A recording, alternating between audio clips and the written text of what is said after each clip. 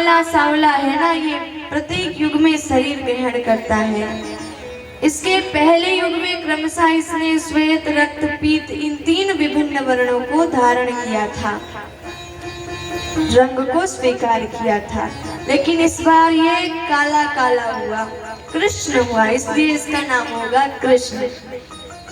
भगवान, अच्छा, बच्चों के नाम ऐसे होते हैं जैसे उनका स्वभाव हो या हम सुंदर लगते हैं वैसे रख देते हैं, लेकिन भगवान कृष्ण का नाम रंग पे पड़ा और रंग पे पड़ गया कृष्ण नाम। और अन्य नाम भी बताए गर्गाचार्य जी ने कि जैसे जैसे ये बड़ा होगा तुम्हारा पुत्र, इसके नाम होते जाएंगे। कोई कभी गोपाल हो जाएगा, कभी मुरारी हो जाएगा, कभी ये वसुदेव जी के घर में भी पैदा हुआ था इसलिए इसको वासुदेव कहेंगे। और जैसे जैसे ये कर्म करेगा वैसे वैसे इसके नाम बनते चले जाएंगे और मुख्य नाम है कृष्ण। गर्गाचार्य जी ने नामकरण संस्कार कर दिया और चले गए। अब माताएं सोच रही है पता नहीं कौन सा नाम रख दिया बाबा ने। बलराम तो तब भी ठीक, लेकिन कृष्ण कितना टेढ़ा नाम। कृष्ण कहते पूरी जीभ ही चक्कर खा जाए। कई माताएं तो कृष्ण बोल ही नहीं पाती, कृष्ण कृष्ण बोलती है। तो नाम ऐसा जिसको कोई बोल ही ना पाए। यशोदा जी ने कहा कि ये कौन सा नाम रख दिया बाबा ने, हम तो कोई बढ़िया सीधा सारा नाम रखे कि बोलने में एकदम सरल हो, पुकारने में भी सरल हो। अच्छा, माताओं ने विचार विमर्श किया और बलराम जी का नाम रख दिया बलुआ। बलराम जी का नाम पड़ गया बलुआ और कृष्ण जी का नाम पड़ गया कलुआ। अब बलुआ और कलुआ नाम पड़ गया भगवान कृष्ण और बलराम जी का। माताएं पुकारती, कोई भी काम होता, बेटा बलुआ इधर आओ, कनुआ इधर आओ। कनुआ कहीं कहीं ले तो बलैया, ऐसा पद में गाते हैं संत जन। अच्छा महाराज, अब माताओं ने अपना नाम रख दिया। बच्चों के कितने भी अच्छे नाम हो, लेकिन माताएं अपने अनुसार रख ही देती हैं। पता चला किसी का नाम पड़ गया छोटू और वो बेचारा बूढ़ा हो गया, तब भी छोटे छोटे बच्चे करें छोटू काका, छोटू काका, छोटू दादा। अब भाई उम्र तो उनकी बहुत बड़ी है, बूढ़े हो गए हैं, लेकिन तब भी उनका नाम छोटू ही पड़ा रहता है।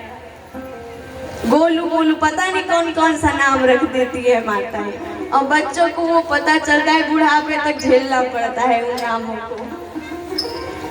ऐसे ही मैया ने भी रख दिया। अच्छा, अब भगवान की बाल लीलाएं शुरू होती है महाराज। बाल लीला करते हैं भगवान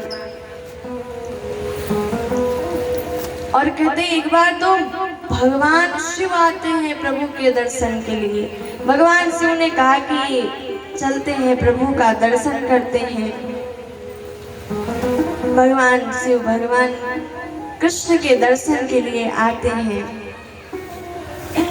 और महाराज पहले तो सोचा थोड़ा ठीक ठाक बन जाते हैं, सांप वाप निकाल देते हैं, सीधे साधे महात्मा बन के चलते हैं, गंगा को चंद्रमा को निकाल के रख देते हैं। लेकिन सांप ने कहा वाह वाह महादेव जी, आप तो बड़े खुदगर्ज निकले। क्यों भैया? अरे महाराज, जब जब कोई भी विपत्ति आई है, कहीं भी आप गए, हमें साथ लेके गए हैं, और आज जब भगवान से मिलने जा रहे हैं तो हमें छोड़ के जा रहे हैं। बिच्छू ने भी कहा जो कानों में लटक रही थी, हाँ प्रभु ये भी सही बात है, हम आपके साथ सदैव रहे हैं और आप हमें छोड़ के भगवान के दर्शन के लिए जा रहे हैं। महादेव जी ने कहा हाँ ये भी बात सही है। और सांप बिच्छू लटका है, सब महादेव जी पहुंच गए ब्रज, और ब्रज में मैया के यहाँ आके पुकारा भिक्षाम देहि भिक्षाम देहि। मैया सुंदर से थाली में जब सुनी कि कोई ब्राह्मण आए हैं भिक्षा के लिए, तो सजा धजा के अन्न इत्यादि लेके निकली। अच्छा, जैसे ही निकली यशोदा जी महादेव जी को देखा महाराज डर गई, लेकिन फिर भी सोचा कि साधु सन्यासी है, हो सकता है ऐसे रहते हो। मैया ने कहा ये लीजिए बाबा जी आपकी भिक्षा। महादेव जी ने कहा कि देखिए देवी, हम भिक्षा लेने नहीं आए हैं, अन्न की भिक्षा नहीं चाहिए हमें। यशोदा मैया ने कहा क्या आपको अन्न नहीं चाहिए, तो आपको क्या चाहिए बताइए। भोलेनाथ ने कहा देवी, हमें तो आपके लाला का दर्शन चाहिए, बस हमें आपके पुत्र का मुखड़ा देखना है, मुख देखना है। यशोदा मैया तो भयभीत हो गई। देखो बाबा, तुमको ये लेना हो तो लो, अन्न इत्यादि, लेकिन यदि और कुछ चाहिए, सोना चाहिए, हीरा चाहिए, कुछ भी मांगो, मोती चाहिए, हम वो दे देंगे, लेकिन अपने लाला का दर्शन नहीं करवाएंगे। भोले बाबा ने कहा क्यों देवी, हमें आप दर्शन क्यों नहीं करवाएंगे। यशोदा जी ने कहा कि देखिए, पहले आपका स्वरूप कैसा है। मेरा पुत्र यदि चित्र में भी सर्प को देख ले तो डर जाता है। हमारे पूरे ब्रज में कोई सर्प का चित्र भी नहीं लाता मेरे लाला के समक्ष, और तुम तो असली लटकाए घूम रहे हो। चित्र के सांप से तो मेरा लाला डरता ही है, वास्तविक को देख के कितना डरेगा। मैं नहीं दर्शन करा सकती। शिव जी ने कहा कि देखो देवी, दर्शन करा दो, बड़े दूर से आए हैं, हम आपके लाला को खूब आशीर्वाद देंगे। यशोदा मैया ने कहा दूर से आशीर्वाद दे दीजिए, लेकिन देखो बाबा, हम दर्शन नहीं करा सकते हैं। महादेव जी ने बहुत कहा देवी दर्शन करा दीजिए। यशोदा मैया ने कहा ना ना, हम दर्शन तो नहीं करा सकते। अब महाराज भगवान शिव तो दर्शन के हेतु ही आए थे कि भगवान का दर्शन करेंगे, लेकिन मैया तो दर्शन कराने को ही तैयार नहीं है। तो भगवान शिव ने कहा देखिए देवी, मैं योगी हूँ, और योगी हठ आप अभी नहीं जानती हैं। मैं आपके लाला का दर्शन करके ही यहाँ से जाऊंगा। तब यशोदा जी ने कहा कि ठीक है, आप हमें भी नहीं जानते और हम भी ये कह रहे हैं कि मैं दर्शन नहीं कराऊंगी। भोले बाबा ने कहा कब तक नहीं कराओगी? जब थोड़ा बड़ा हो जाएगा तो घूमते फिरते आ जाएगा, तब दर्शन कर लूंगा। यशोदा मैया ने कहा ना ना, तब भी नहीं आने दूंगी, घर में ही रखूंगी। हमारा महल इतना बड़ा है कि घर में ही रखूंगी। भगवान शिव ने कहा देखो, और बड़ा होगा तो पढ़ने लिखने तो जाएगा। यशोदा मैया ने कहा ना ना, हम पढ़ने लिखने भी नहीं भेजेंगे, हम गुरु को बुला के शिक्षा दिलवा देंगे। भगवान शिव ने कहा ठीक है, शादी तो करोगी, ब्याह तो करोगी, ब्याह में तो निकालोगी। यशोदा मैया ने कहा ब्याह भी नहीं करूंगी, बुला के करूंगी वधू को, लेकिन तुम्हारा दर्शन नहीं कराऊंगी अपने लाल को। अब भगवान शिव भी कहे कि ठीक है, अब मैं यही रहूंगा और तुम्हारे दर्शन, लाला का दर्शन करके ही जाऊंगा। अब महाराज भगवान शिव तो वही यशोदा जी के द्वार पे समाधि लगा लिए और यशोदा जी भी अंदर चली गई। अब इधर भगवान शिव भगवान कृष्ण का ध्यान कर रहे हैं, हे प्रभु आप दर्शन दे दीजिए ना, नाथ आपके द्वारे हम आए हैं और आप ऐसे मत करिए, मुझे दर्शन दे दीजिए। आपकी माता आपका दर्शन कराना नहीं चाहती है। भगवान कृष्ण बोले अरे भोले बाबा, हम थोड़े बड़े हो जाते तब आते दर्शन करने, हम खेलते खेलते तुम्हारे पास पहुंच जाते, और तुम अभी ऐसे समय पे आए हो, ना हम बोल सकते हैं ना हम चल सकते हैं, हम बस मैया जहाँ ले जाए वहां जा सकते हैं। तो आपको तो दर्शन हम नहीं दे सकते क्योंकि अभी हम छोटे हैं। भगवान शिव ने कहा कि देखिए प्रभु, हम आ गए हैं तो आपका दर्शन करके ही जाएंगे। अच्छा, अब आप चाहे जैसे करिए, हमें दर्शन दीजिए। अब महाराज जब भगवान शिव ने कहा ऐसा, तब भगवान ने कहा ठीक है रुको बाबा, हम थोड़ा कोई काम करते हैं। और इधर भगवान कृष्ण लगे जोर से रोने, खूब रोए, सारी जितनी भी गोपियां थी सब परेशान हो गई, चुप करा करा के यशोदा जी दूध पिलाएं, खिलौना दिखाएं, पलना झुलाएं, सुलाएं, हर यत्न कर लिया कि कैसे सोए, कैसे चुप हो लाला, लेकिन लाला रोए जाए। अब मैया बड़ी परेशान हो गई। तब तक एक दासी बोली, मैया हमको तो लगता है तुम्हारे लाला को टोना लग गया है, क्योंकि बहुत रो रहा है। अच्छा टोना लग जाए तो अब क्या किया जाए? दासी बोली, देखो मैया, टोना लग जाए तो किसी बड़े योगी के पास जाओ, झाड़ फूक करवाओ, टोना उतरवाओ। तो मैया ने कहा, ठीक है, ब्रज में तुम जाओ, जो बढ़िया टोना झाड़ने वाला हो उसको बुला के लेके आओ। अब वो दासी जैसे नंद भवन से निकली तो सामने मिल गए महादेव जी समाधि लगाए, और महादेव जी से पूछा दासी ने, क्यों बाबा, टोना झाड़ने आता है क्या? महादेव जी ने पहले पूछा, किसका टोना उतारना है? पहले पूछा, किसका टोना उतारना है? दासी बोली, अरे भाई, यशोदा का लाला बड़ा रो रहा है, पता नहीं चुप ही नहीं हो रहा है, किसने नजर लगा दी। तब भगवान शिव ने कहा, अरे हाँ देवी, बिल्कुल आता है, बिल्कुल। और यही नहीं, मैं तो भाग्य भी देख लेता हूँ, हस्त रेखा भी। मैं यशोदा की लाल के हाथ की रेखा देख के बता सकता हूँ कि वो क्या करेगा आगे चल के। अब तो महाराज दासी अंदर गई भागी भागी। अरे मैया, आपके द्वार पे एक योगी आया है, वो कह रहा है मैं टोना झाड़ दूंगा। मैया ने कहा, ना उसको मत बुलाना, चाहे किसी दूसरे को बुला लो। दासी बोली, अरे यशोदा जी, अभी तुम्हारे लाला को टोना लगा है, वो झाड़ देगा। तुम्हारा लाला रो रहा है, इससे अच्छा तो नहीं लग रहा है ना, तो इससे अच्छा है कि बुला लेते हैं। दासी ने बहुत समझाया बुझाया तो यशोदा जी ने कहा, ठीक है, बुला के लाओ। अब दासी आई कि चल रे योगी नंद भवन में, तो यशोदा माए बुलावे, वाके लाल को नजर लगी, राई लोन करवावे। चल योगी, तुमको बुला रही है यशोदा मैया। आप भोले बाबा आए और मैया गोद में लाला को ली है। भोले बाबा ने प्रभु के स्वरूप को देखा, प्रेम में मग्न हो गए। भगवान रोए जा रहे हैं। अब महादेव जी ने कहा कि देवी, मेरे हाथ में तनिक दे दीजिए अपने लाल को, और मैं हाथ में लेके टोना उतार दूं। अब मैया बोली, तुमको अंदर आने दिया बाबा, यही बहुत बड़ी बात की, नहीं तो हम तुमको अंदर भी ना आने देते, और तुम कह रहे हो हम अपने लाला को तुमको दे दे। नहीं नहीं। दासी ने बोला, अरे मैया क्या हट करती, वो दे दो।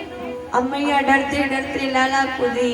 अब महादेव जी ने जैसे भगवान को अपनी गोद में लिया, तुरंत भगवान हंसने लगे, खिलखिला के हंसने लगे। यशोदा मैया तो बड़ी चक्कर में फंस गई। अभी मेरे गोद में इतना रो रहा था मेरा लाल, और यहाँ बाबा की गोद में जाते खेलने लगा। अच्छा, जैसे भगवान हंसने लगे तुरंत यशोदा मैया ने ले लिया, बस बस बस, लाओ लाओ, टोना उतर गया। अच्छा, महादेव जी थोड़े ही समय लिए थे तो फिर से मैया की गोद में जाके भगवान रोने लगे, और फिर जैसे महादेव जी की गोद में गए हंसने लगे। अब महादेव जी की गोद में रहते तो हंसते, और मैया की गोद में जाते तो रोने लगते। अब मैया बड़े परेशान, अरे बाबा कुछ तो करो, मेरा लाला मेरी गोद में आके हंसने लगे, बस ऐसा करो। तब महादेव जी ने कहा, प्रभु मैंने आपका दर्शन पा लिया, अब आप जाके मुस्कुराइए। और भगवान का दर्शन करके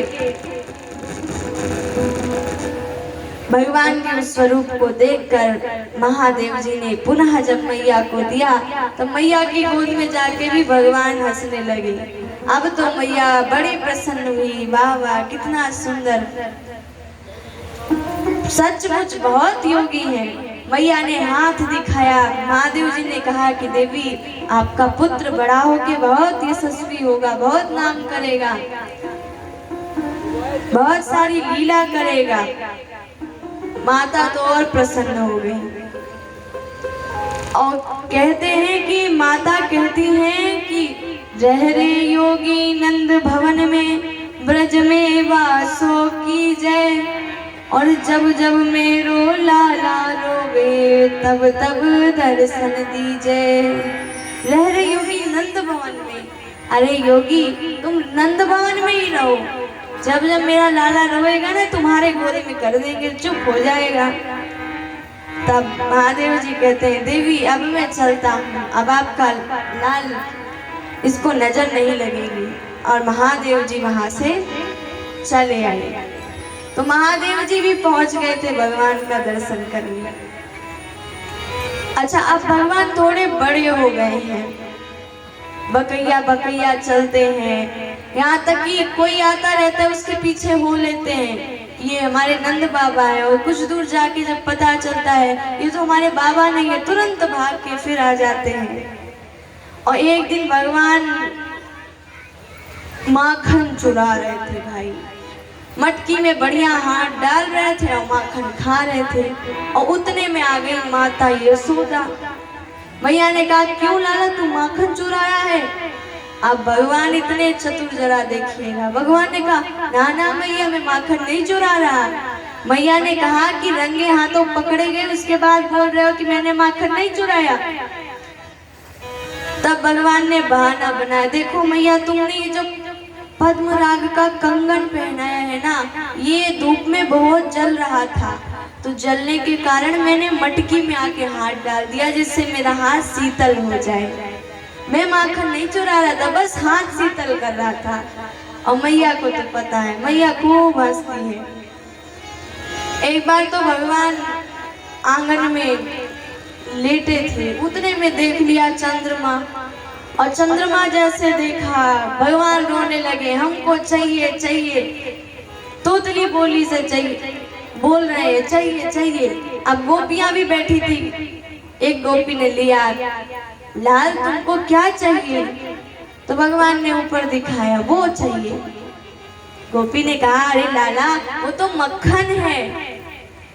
अब भगवान कहने लगे मुझे मक्खन, वही मक्खन खाना है। गोपी ने कहा घर में इतना सारा मक्खन रखा है उसको खाओ, कौन सा इस चंद्रमा का मक्खन खाना है? भगवान रोने लगे नहीं नहीं अब तो हम वही वाला मक्खन खाएंगे, आकाश वाला। तब तक दूसरी गोपी ने कहा लाओ हमको दो, चुप नहीं करा पा रही हूँ। और उसने कहा कि लाला क्या चाहिए बताओ।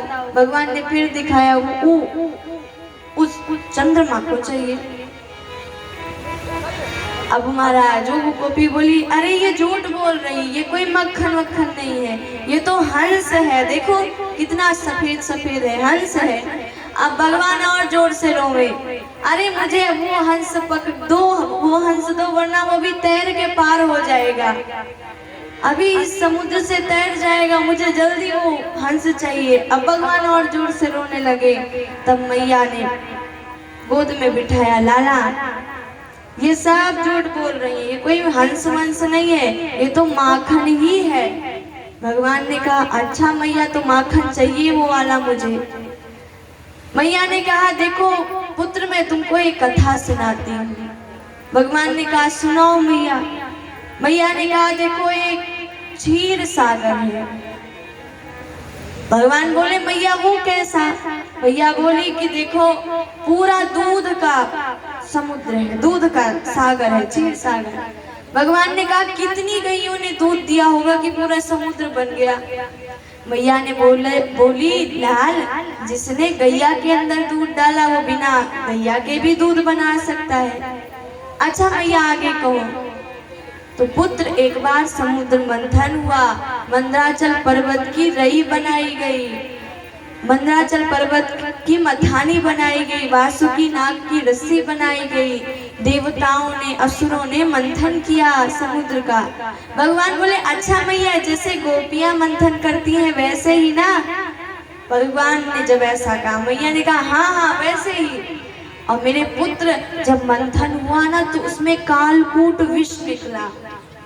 अब वो कालकूट विष कोई पीने के लिए तैयार नहीं हुआ। कुछ बूंद वो कालकूट विष पृथ्वी पे गिर गया और उसको पी के जितने सांप थे वो विषधर हो गए, और कुछ जो विष था इस माखन में भी लग गया, और कुछ जो विष बचा उसको महादेव जी ने पी लिया।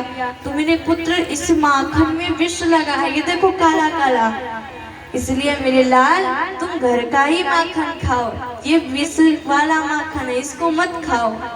मैया कहानी सुनाई थी, तब तक देखा लाला सो गया है।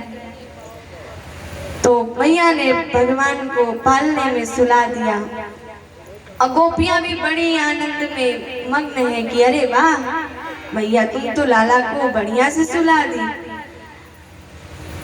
गोपियां सारी भगवान के सुंदरता को देख के मोहित होती रहती हैं, भगवान के गुणों को गाती रहती हैं। आइए हम सभी भी गाते हैं कि भगवान का स्वरूप कैसा है, भगवान कैसे है।